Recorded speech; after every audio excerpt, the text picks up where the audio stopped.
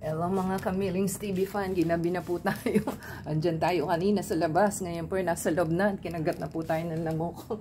So ang tatanim po natin ay ang maganda nating sedum jelly bean. Ang nakalagay po, sedum jelly bean live.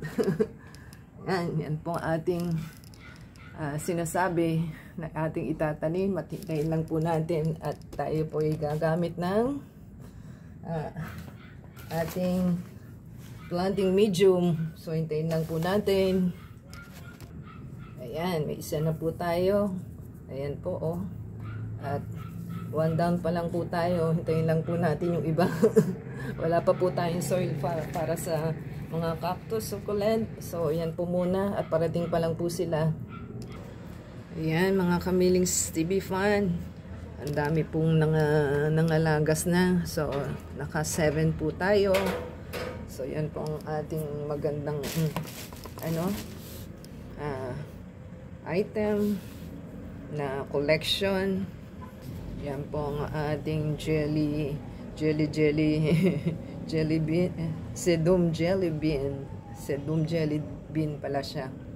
So, yan po ang ating magandang collection na ating naitanim. At meron pa po tayong itatanim pa. So ginabi na po tayo. Yan po ang labas. At nandito na po tayo sa loob, pero nilalamok pa rin tayo. So kung nagustuhan po nila ang ating video at magaganda pong ating naitanim, o diba, dumami pa sila. So 3 sets po kasi yan. So ito pa po yung ating itatanim at meron pa po tayong dalawang set, dalawa out of 1 set pa lang po iyan. So hindi po natin pinagsama-sama, pinaghiwalay-hiwalay natin para po dumami sila.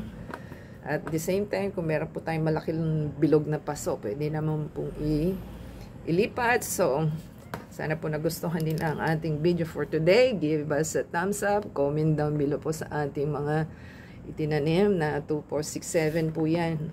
So sana po mabuhay sila lahat at parating pa lang po ang ating soil para sa ating cactus and succulent. So until next time po, God bless everyone and give us subscribe po sa ating channel. Support us to Facebook, Twitter, TikTok and Instagram. And the same time, pakiwing video from beginning to end.